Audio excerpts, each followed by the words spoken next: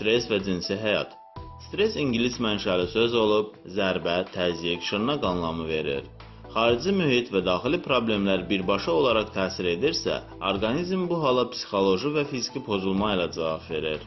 Stres intim həyata bir tərəfdən tormozlayıcı təsir göstərir, digər tərəfdən də normal olmayan cinsi münasibət həyatı başdan-başa stresə salır. Stres özü iki cür olur. Dırnaqarası yaxşı stres, buna eustres deyilir və dırnaqarası pis stres, buna distres deyilir.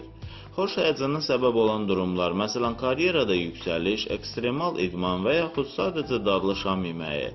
Bunlar yaxşı stresə səbəb olursa da, kifayət qədər güclü neqativ həyəcan, təhlükəli, pis stresə səbəb olur. Amma orqanizm istər yaxşı, istərsə də pis stresə reaksiyası eynidir. Kortikosteroidlər stresi artır, adrenalin ifrazı baş verir və təzyiq yüksəlir. Yeganə fərq verilən reaksiyadadır. Pis stres zamanı hormon ifrazı sabit deyil, oynaq olur. Bu halda orqanizmin qeyri-spesifik adaptasiya reaksiyası hesab ediləndən güclüdür. Bu isə insanı neqativ təsir ediciyə uyğunlaşdırmaq əvəzinə xəstəliyə sürükləyir. Kortikosteroidlər cinsi hormonların səviyyəsinə təsir etdiyindən yaxşı stres, yəni eustres zamanı birmənalı olaraq cinsi aktivlik artmasına baxmayaraq, pis stres, yəni distres zamanı cinsi həyatın fizioloji aspektləri stres müddəti ərzində pozulur. Daimi stres fonunda isə cinsi zəifliyin olması mütləqdir. Maraqlı odur ki, pis stres zamanı cinsi əlaqədə olmaq istəyi, yəni libido, kişilərdə çox halda artır.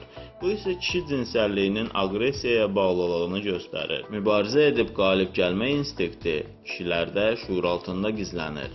Cinsi əlaqə isə şuur altında kişinin öz gücünü dərk etməsi, qələbə çalması kimi qəbul edilir.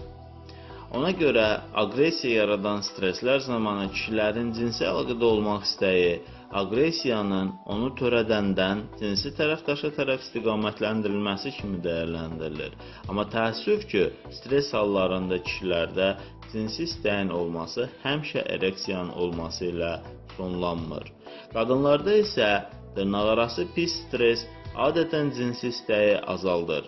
Təbii ki, bu birbaşa hormonal dəyişiklik, yəni əsasən də estrogenin azalması ilə bağlıdır. Bu cür hallar ən çox uşağın dünyaya gəlməsindən sonra uşağa qulluq etmə fonunda, xroniki yorğunluqda, döşlə qidalandırmada və menopauzada rast gəlinir. Hazırladı Rauf Kazımov, həkim, uroloq.